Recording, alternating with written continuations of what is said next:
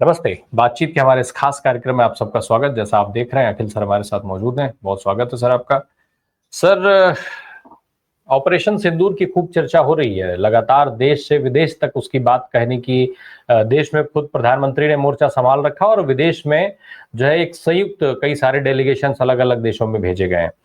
लेकिन सर, देश के अंदर जो सवाल उठ रहे हैं, अमित शाह वहाँ दौरा कर रहे हैं, राजनाथ दौरा कर रहे हैं, राहुल गांधी के आने के बाद से इन सारे लोगों की ऐसे लग रहा है जैसे पूंछ में आग लग गई हो कि दौड़-दौड़ के सब लोग पूंछ चले जा रहे हैं, जम्मू कश्मीर चले जा रहे हैं।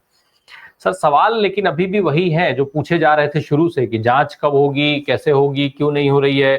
ज़िम्मेदारी फिक्स क्यों नहीं की जा रही है कि कौन इस पूरी घटना का ज़िम्मेदार है? जिस चूक की बात कही गई थी, वो चूक कहाँ से हुई, कैसे हुई? सर, आखिर भारत की सरकार, केंद्र की सरकार, नरेंद्र मोदी प्रधानमंत्री के तौर पर जाँच क्यों नहीं करवा रहे हैं? क्या दिक्कत है जाँच करने से? क्या देश के सामने ये सच नहीं आना चाहिए? कोई समस्या है, कोई परेशानी है सच जानने में देश के लोगों को? जय संविधान।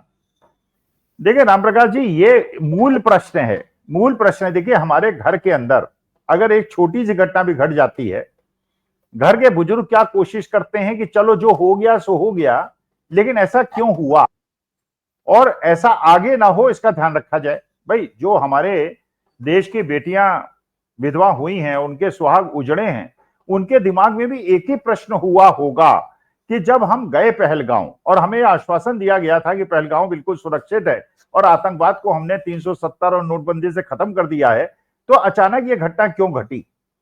उनके दिमाग में यह भी प्रश्न आया होगा कि वहां पे अगर 2000 यात्री थे तो वहां पे पुलिस की एक भी प्लेन क्लोथ में आदमी क्यों नहीं था। कोई सुरक्षा व्यवस्था नहीं थी। 1.5 घंटे तक वहां ना पुलिस पहुंची और ना वहां मेडिकल एड पहुंची, और वो लोग, निरीह लोग जो है, उन्हें उन्होंने मारा और उसके बाद वो गायब हो गए।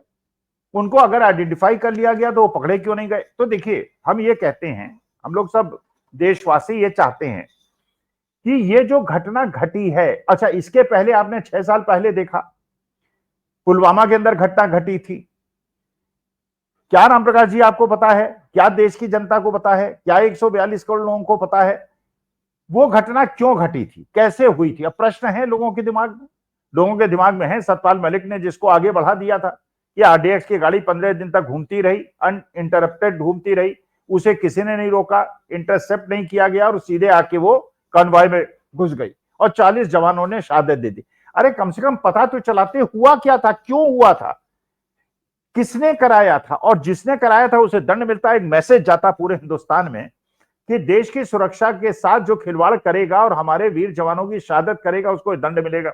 अब ये पहलगांव के अंदर हो गया, तो ये प्रश्न तो मानी बात है उन बेटियों के दिमाग में आ रहा होगा कि आखिर हमें ऐसा। अच्छा, फिर अब आपको नई नई खबरें मिली होंगी। एक सीआरपीएफ के असिस्टेंट सब इंस्पेक्टर जो पहलगांव में ही पोस्टेड थे, वो पाकिस्तान के लिए खुफिया जानकारी देते हुए अरेस्ट हो गए। उनकी पत्नी और उनके खाते में बहुत ज्यादा पैसा आया। एएसआई सीआरपीएफ का, और ये मुसलमान नहीं है,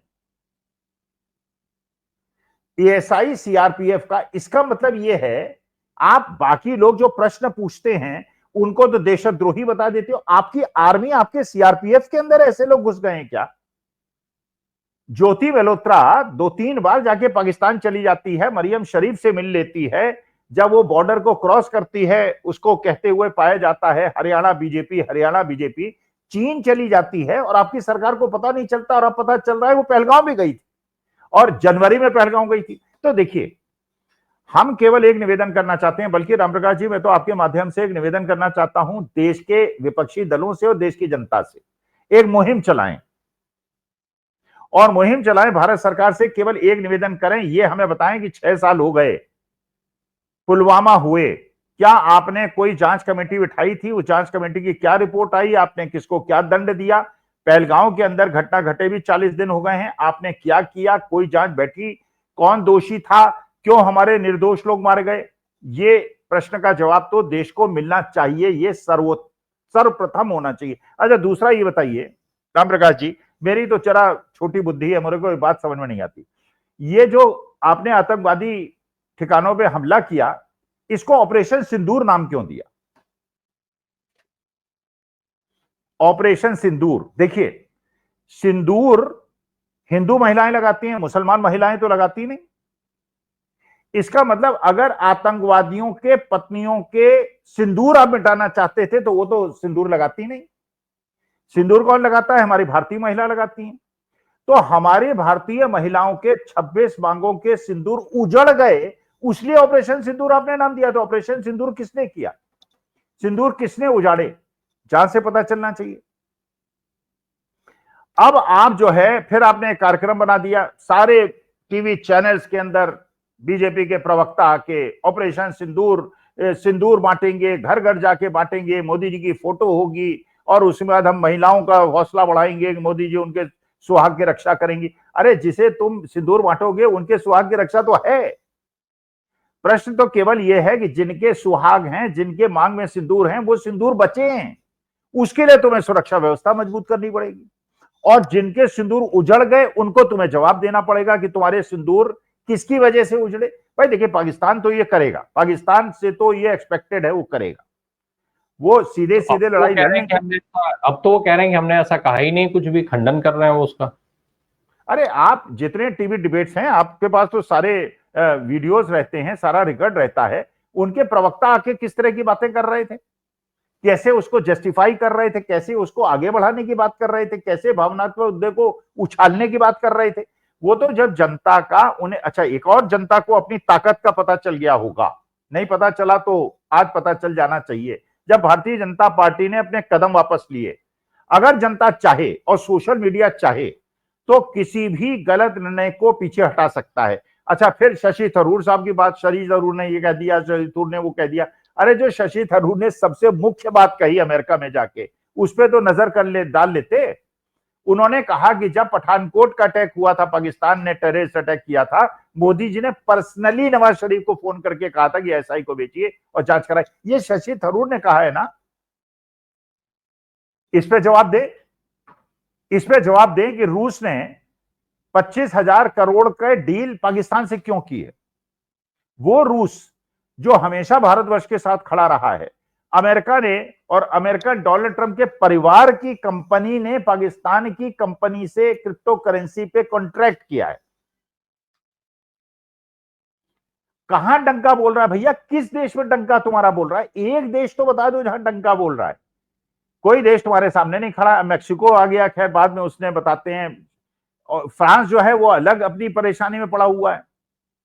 3 गुने दाम पे आपने राफेल उनसे खरीद लिए, सोर्स कोड उन्होंने बताया नहीं। सुब्रमण्यम स्वामी कह रहे हैं कि 5 राफेल गिर गए। अरे यार ये तो बता दो भैया, महाराज ये तो बता दो, 3 गुने दाम पे जो तुमने इतना ज्यादा अपग्रेडेड प्लेन खरीदा था, जो आज तक कह रहा है फ्रांस के नहीं गिरा है और किसी युद्ध में उसके नाश नहीं हुआ है, वो किस वजह से हुआ? क्या कोई मॉडल टाइप की चीज या कोई अनिल अंबानी को ओबलाइज करने के चक्कर में आपने कुछ और देश के साथ धोखा तो नहीं कर दिया? जवाब दो भाई, जांच करके बताओ जो हुआ है, क्यों हुआ है, कैसे हुआ है, और आगे से नहीं होगी, इस बात का देश को आश्वासन दो। बिल्कुल। एक और सवाल उठ रहा है सर कि जब अगर जांच नहीं कराई जा रही है या जांच से इनकार किया जा रहा है, तमाम मामलों में जांच से इनकार कर दिया जाता है। अभी राफेल का आपने जिक्र किया, राफेल में सरकार ने यही तो कहा था कि ये देश की सुरक्षा के विरुद्ध चीजें हो जाएंगी, कॉन्फिडेंशियल रखा जाना चाहिए और इत्यादि इत्यादि। अब जब ऐसे मामले जो पहलगाम में होते हैं, पुलवामा में होते हैं, इनकी जांच भी अगर ना कराई जाए, जांच कराने से सरकार इनकार करे, तो क्या ये माना जाए कि अभी हम और बड़े खतरे में हैं? क्योंकि जब हम आज की गलती से सीखेंगे नहीं, उसकी जांच करा के कारणों का पता नहीं लगाएंगे, भविष्य में उसमें सुधार नहीं करेंगे, तो यानी वो संभावनाएं भविष्य के लिए बनी हुई हैं। भविष्य में ऐसे घटनाएं भारत में और बड़े स्तर पे भी हो सकती हैं। देखिए, मैनेजमेंट का एक सिद्धांत होता है, उसको कहते हैं planning, organising, leading and controlling. मतलब एक मैनेजर का काम ये होता है प्लान करे, उस प्लान के हिसाब चीजों को ऑर्गेनाइज करे, लीडरशिप दे, और उसके बाद कंट्रोल करे। कंट्रोल करने का मतलब यह होता है कि जो चीज आपने प्लान की थी वो क्यों नहीं हो पाई, इसको जांचिए और उसमें रद्दोबदल कीजिए, उसके अंदर फेरबदल कीजिए, जिससे आगे से वो ना हो। यह मैनेजमेंट का सिद्धांत है। मानी बात है, देश के प्रधानमंत्री हैं तो वो मैनेजमेंट के सिद्धांत से अवगत होंगे, डोवल साहब होंगे, अमित शाह साहब होंगे। आप ये बता दें कि अगर ये बात आज की तारीख में एक मुहिम चल जाए देश के अंदर, राम प्रकाश जी, मैं कह रहा हूं आज से एक मुहिम चल जाए, केवल राहुल गांधी और देश के 142 करोड़ लोग केवल एक प्रश्न पूछें, केवल एक, अर्थव्यवस्था आपने क्या कर दी, सबको पता है, विदेश नीति की क्या स्थिति हो गई, सबको पता है, कोई देश आपके साथ खड़ा नहीं हुआ, सबको पता है, केवल ये कि ये बताइए कि जो पुलवामा के अंदर घटना घटी थी वो जांच हुई क्या, और जांच क्यों नहीं हुई, और उसमें कौन दोषी था, उसको क्या दंड मिला। आप ये बताइए 26/11 की घटना का ये लोग भारतीय जनता पार्टी वाले लोग बार बार रेफरेंस लेते हैं। 26/11 में 3 बड़े बड़े नेता, 3 सबसे बड़े कांग्रेस के नेता रिजाइन किया था। कौन कौन? शिवराज पाटिल, केंद्रीय गृह मंत्री, वो भी महाराष्ट्र से आते थे, और कौन? विलासराव देशमुख, चीफ मिनिस्टर महाराष्ट्र, बड़े कद्दावर नेता आर पाटिल, गृह मंत्री, तीनों बहुत बड़े नेता महाराष्ट्र के रिजाइन किया था, क्योंकि 26/11 की घटना पे ये मैसेज देना था पूरे हिंदुस्तान को कि जिनकी अकर्मण्यता की वजह से देश में इस प्रकार से हानि होती है उन्हें दंड मिलना चाहिए। उन्होंने दंड स्वीकार किया और हो गए। राजनाथ सिंह की इतनी हिम्मत है, कह सकते हैं कि बीजेपी के अंदर रिजिग्नेशन नहीं होते, रेलवे एक्सीडेंट हो जाएगा, रेलवे मिनिस्टर रिजाइन नहीं करेंगे। अमित शाह जाके पुंछ में क्या स्टेटमेंट दे रहे हैं? वो पुंछ में स्टेटमेंट दे रहे हैं कि हमने तो केवल टेररिस्ट कैंप्स पे अटैक किया, और उन्होंने हमारे स्वतंत्रता के बाद पहली बार ऐसा हुआ, पुंछ एरिया में पहली बार भारतवर्ष के अंदर उन्होंने हमारे नेरी लोगों को मारा। अरे तो आपकी कमजोरी है ना, पाकिस्तान की हिम्मत औकात कैसे हो गई हमारे नेली लोगों को मार दे, जो उसने 76 साल में कभी नहीं किया। आपने टेररिस्ट कैंप में मारा, तो प्रायर टू द अटैक क्यों आपने बताया, जिससे कि आतंकवादी भाग गए और उसके परिवार के लोग मर गए? आपको बिल्डिंग तोड़नी थी, उनके परिवार के लोग मारने थे, या टेररिस्ट मारने थे? टेररिस्ट तो भरे नहीं, टेररिस्ट के परिवार के लोग मर गए, क्या दैट वाज द ऑब्जेक्टिव? अब सर, जो खबर अभी रशिया को लेके आप बात कर रहे थे, जिस तरीके की खबर आ रही है, तो ऐसे में क्या हम डेलीगेशन भेज करके वो चीजें कर रहे हैं? प्रधानमंत्री ऑलरेडी सैकड़ों यात्राएं कर चुके हैं, हासिल कुछ भी नहीं हुआ था, डेलीगेशन क्या हासिल करेगा? खुद उधर पाकिस्तान के जो प्रधानमंत्री है वो दुनिया का दौरा कर रहा है, वो खुद अपने लिए समर्थन जुटा रहा है, और उसी क्रम में रशिया ने वहां पर वो की। हालांकि खबर ये आ रही है कि रशिया कह रहा है कि कोई डील नहीं की, लेकिन ये भी साफ है कि वहां पे भाई पुरानी जो स्टील फैक्ट्री चल रही थी उसको बंद कराने के लिए आपने इतनी बड़ी रकम दी है। तो क्या ये सारी चीजें घुमा फिरा करके हो रही हैं? रशिया दूर हो रहा है, लेकिन भारत साबित नहीं कर पा रहा है, ना ही उसको अपने साथ जोड़ पा रहा है। क्या माना जाए? वही पुरानी चीज, पुराने ही सब कुछ पुराना ही है, बस तरीका बदल दिया गया है, या कुछ नया भी? देखिए ना प्रकाश जी, कॉमन सेंस, जो बात अभी तक हम लोग डिस्कस कर रहे हैं उसी कॉमन सेंस से इस बात को समझा जाए। देखिए, रूस भी आपके साथ आ जाएगा, अमेरिका भी आपके साथ आ जाएगा, पूरा विश्व आपके साथ आ जाएगा। केवल केवल आप, अगर आपने पुलवामा के अंदर जांच कर ली होती और विश्वसनीय जांच कर ली होती और सबूत पेश कर दिए होते पूरे विश्व के सामने कि देखिए पाकिस्तान ने इस प्रकार से आरडीएक्स भेजा, आरडीएक्स ऐसे आया, और वो आरडीएक्स 15 दिन तक घूमता रहा, और उसके बाद कन्वॉय में घुसा, और पाकिस्तानी इसमें कॉन्स्पिरेसी है, हो जाता प्रूव, पूरा विश्व मानता कि हाँ पाकिस्तान का हाथ। जांच तो आपने कराई नहीं, बिना जांच के आप दोषी। भाई ठीक है, पाकिस्तान को हम लोग मानते हैं, भारतीय लोग हैं, राष्ट्रभक्त लोग हैं, आप जो कह रहे हैं मान लेते हैं, पाकिस्तान हमारा एक्सपेक्टेड है कि पाकिस्तान ने कराया, लेकिन जांच करा लेते ना भाई। 26/11 में तो जांच कराने की आवश्यकता ही नहीं थी, क्योंकि जो लोग पकड़े गए, जो मारे गए, वो सब पाकिस्तानी थे। Everybody knew that they are a Pakistani, तो पूरा विश्व हमारे साथ खड़ा हो गया। जांच नहीं कराएंगे आप, और बिना जांच के आप जो है सारी दुनिया से एक्सपेक्ट करेगी आपके साथ खड़ा हो जाए, तो दुनिया भाई आज के तारीख में एवरी कंट्री हैज सेड कि they are against terrorism, but nobody wants to correlate terrorism with Pakistan, क्योंकि आपको प्रूव करना था। अगर आपने प्रूव कर दिया होता वो मान जाते, आप प्रूव करते नहीं। जैसे ही अटैक हुआ आधे घंटे के अंदर आपने कह दिया उनका हाथ, जांच करा नहीं रहे। अभी भी जांच करा दीजिए, अभी भी प्रूव कर दीजिए।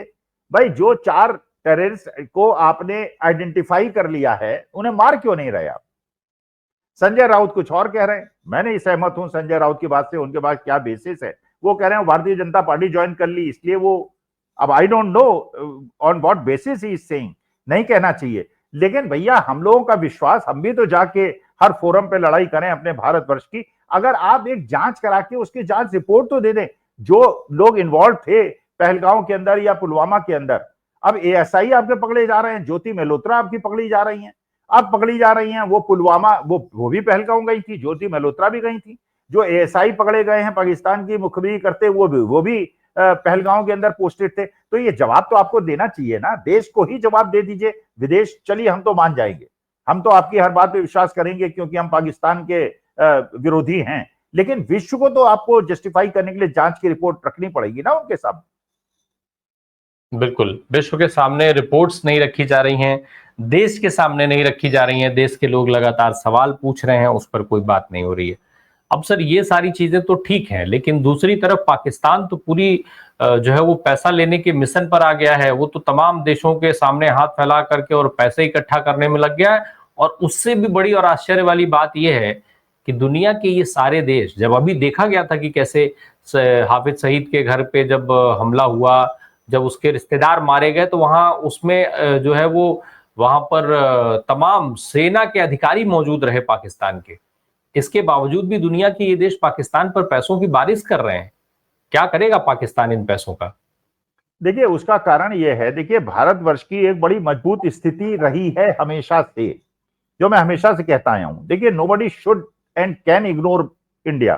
तभी इंदिरा जी की हिम्मत हुई थी, उन्होंने प्रेसिडेंट अमेरिका से कह दिया था कि we treat you as a friend, don't think that you are the masters and we will do whatever you want. और इंदिरा जी ने किया था क्योंकि everybody knew that India can not be ignored. अब आपको नई खबर मिली होगी, चीन जो है अपने कॉरिडोर को बचाने के लिए वो अपनी प्लानिंग कर रहा है। जो पाकिस्तान के अंदर के जो नाराज प्रांत हैं उनसे भी समझौता कर रहा है, वो तालिबान से भी समझौता कर रहा है, वो हिंदुस्तान को बिल्कुल आइसोलेट किया। अच्छा, अगर आप भारतीय जनता पार्टी का, मोदी जी का देखेंगे, सारी गोदी मीडिया को देखेंगे, उनका अटैक सारा का सारा अपोजिशन पे है। सलमान खुर्शीद ने कह दिया, शशि थरूर ने कह दिया, फलाने ने कह दिया, ढिकाने ने कह दिया। अरे यार, जब अपोजिशन तुम्हारे साथ खड़ा है, देश तुम्हारे साथ खड़ा है, हमसे क्यों लड़ रहे हो भाई? हम तो तुम्हारे भाई बंद हैं, 142 करोड़ लोग एक साथ खड़े हुए हैं। तो इसमें अच्छा ये इस प्रकार से तो जब सबको पता है कि मोदी जी का जो चैलेंज है वो कांग्रेस को हराना है, राहुल गांधी को बदनाम करना है, पाकिस्तान के खिलाफ है ही नहीं। अरे पाकिस्तान के खिलाफ अगर है तो आप एक बात का, जो शशि थरूर ने कहा विदेश में जाके कि आपने पठानकोट के बाद नवाज शरीफ को फोन किया था और ये आईएसआई को बुलाया था, उसी को इनकार कर दें। एक बार इनकार कर दें कि डोनाल्ड ट्रंप का कोई रोल नहीं है युद्ध विराम में। मोदी जी नहीं बोलने को तैयार हैं। अरे जब डोनाल्ड ट्रंप कोई बात बोल रहे हैं तो डोनाल्ड ट्रंप की बात को कंट्राडिक्ट करने के लिए देश के प्रधानमंत्री को ही तो बोलना पड़ेगा यार। समकक्ष लोग हैं, प्रधानमंत्री मोदी जी कोई डोनाल्ड ट्रंप से कमजोर नहीं पड़ते हैं, भारतवर्ष की ये शक्ति है। लेकिन जो एडवांटेज था आपके पास, वो एडवांटेज आपने खो दिया है। और चाइना अब ये हमारे देश के लोगों को भाषण दे रहे हैं, उपदेश दे रहे हैं, खरीदो मत। अच्छा, एक और नया बड़ा कांड कर दिया है मोदी जी ने। नॉर्थ ईस्ट के अंदर इतना विद्रोह पनप रहा है मोदी जी के खिलाफ। इन्होंने कहा छोटी आंख वाले गणेश जी। अरे यार, तुम कम से कम ये कह देते, इतनी हिम्मत तो होनी चाहिए, छोटी आंख वाले चीनी लोग गणेश जी बना के बेचते हैं। छोटी आंख तो हमारे नॉर्थ ईस्ट वालों की भी है। तो आप क्या चाहते हो कि नॉर्थ ईस्ट वाले जब दिल्ली के अंदर आए, पहले ही बेचारों के साथ बहुत ज्यादा अन्याय होता है, डिस्क्रिमिनेशन होता है, उनका डिस्क्रिमिनेशन बढ़ जाए, क्या वो भारतीय नहीं है? तो नॉर्थ ईस्ट और चाइना के बीच में डिस्क्रिमिनेट तो करो, डिफरेंशिएट तो करो। तुमने अब नॉर्थ ईस्ट वालों को ऐसा दिखा दिया जैसे वो चीनी है। अच्छा, वो सबसे ज्यादा देशभक्त लोग हैं, बॉर्डर पे हैं, देश की सुरक्षा के लिए हमेशा उन्मुक्त रहते हैं, उनके साथ अन्याय होता है। आप जानते हैं, आप दिल्ली में या यहाँ नॉर्थ इंडिया में पता चला लीजिए, क्योंकि नॉर्थ ईस्ट वालों को लोग समझते हैं कि वो क्योंकि और उनको बड़ी मुश्किल होती है सर्वाइव करने में, परेशानी होने में। तो आप जो है छोटी आंख वाली कह के एक नया शगुफा हमने छोड़ दिया।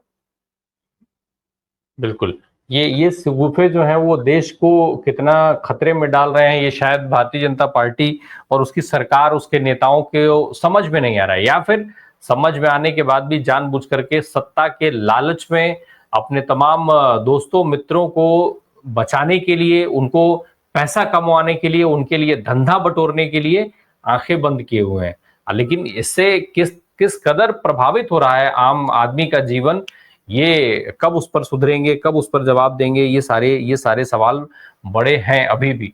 एक और चीज है सर, इस समय लगातार ये देखा जा रहा है कि भाई नैरेटिव सेट करने का ट्रेंड बदल गया है। अब राहुल गांधी जैसे ही किसी मुद्दे को छूते हैं, तुरंत सरकार उस पर एक्टिव हो जाती है और उसको हथियाने में लग जाती है। चाहे वो पहलगाम हमले के बाद जख्मियों पर मरहम लगाने की बात हो, या जाति जनगणना की बात हो, या फिर पुंछ में पाकिस्तानी हमले से प्रभावित लोगों को रोजगार दिए जाने की, राहत पैकेज दिए जाने की मांग हो। जैसे ही राहुल गांधी कोई कदम बढ़ा रहे हैं, सरकार उनके पीछे पीछे हो ले रही है। देखिए, दोनों में अंतर है। राहुल गांधी जब गए शुभम द्विवेदी के यहाँ, उन्होंने कोई राजनीतिक बात नहीं की, उन्होंने इधर उधर की बातें नहीं की। वो स्टेट उन्होंने उनका वो किया और कहा शहीद का दर्जा मिलना चाहिए और इनको आर्थिक सहायता मिलनी चाहिए। जो होता है दुख के समय जिस प्रकार से चीजों को प्रकट। अच्छा, अब गोदी मीडिया को देखिए, भावुक हो गए मोदी जी, भावुक हो गए। अरे यार, भावुक हो गए, एक महीना बाद तुम भावुक हुए।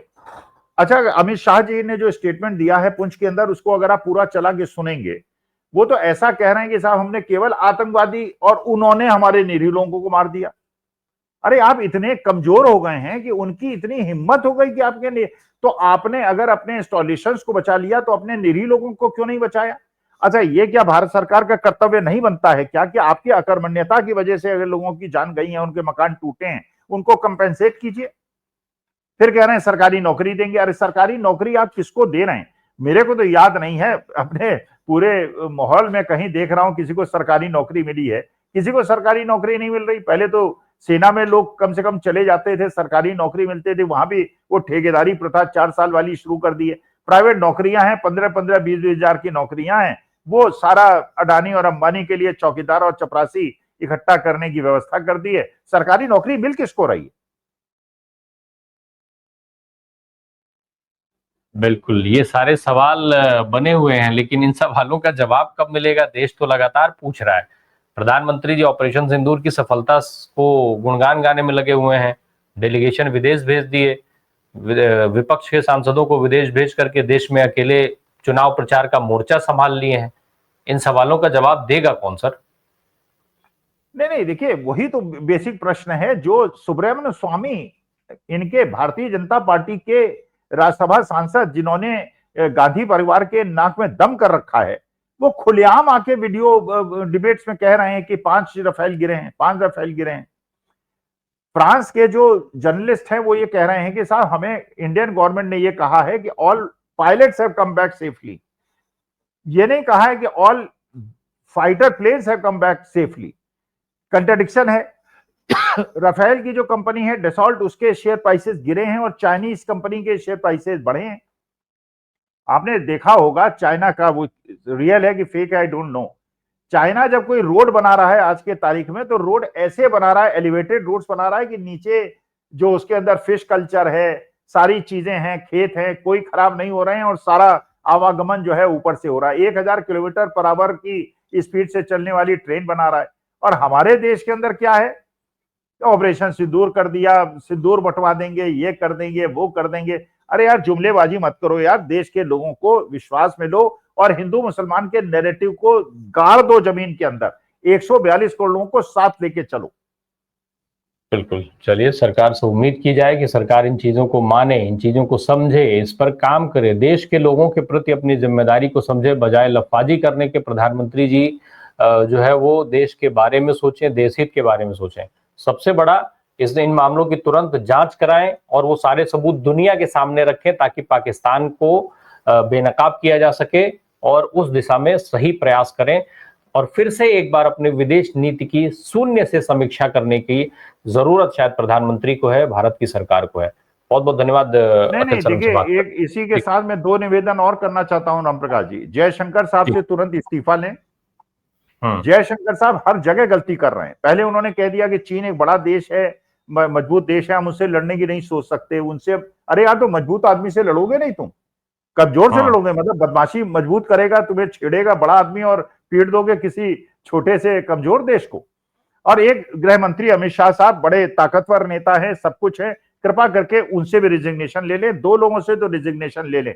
जिस प्रकार से हमारे देश के अंदर आतंकवादी घटनाएं आंतरिक सुरक्षा में कमी की वजह से हो रही हैं, और जितनी आतंकवादी घटनाएं जम्मू कश्मीर में हो गई हैं पिछले 11 साल में, ये बिल्कुल, और उसमें ISI भी आके इंक्वायरी कर गया, सब कुछ कर गया। और देश की खुद की एजेंसीज इंक्वायरी नहीं कर रही हैं। कोई प्रोफेसर कोई ट्वीट कर दे, उस पर इंक्वायरी बैठ जाती है, एसआईटी बैठ जाती है। अरे सुप्रीम कोर्ट स्वतः संज्ञान लेके जो पहलगांव के अंदर हुआ, जो पुलवामा के अंदर हुआ, उसमें एसआईटी क्यों नहीं गठित करती? चीफ जस्टिस ऑफ इंडिया अपने अंडर एक इंक्वायरी क्यों नहीं करा देते कि ये घटनाएं क्यों घटी, किसकी कमी से घटी, और जिसकी कमी से घटी उसको जेल के अंदर डाल दिया जाए। बिल्कुल बिल्कुल बिल्कुल, इसमें कोर्ट की भी भूमिका अहम हो सकती है, लेकिन आज की परिस्थिति में जब ऑलरेडी कोर्ट्स के ऊपर इतने सवाल उठ रहे हैं तो फिर समझा जा सकता है। Thank you sir, thank you so much in महत्वपूर्ण जानकारियों के लिए, शुक्रिया।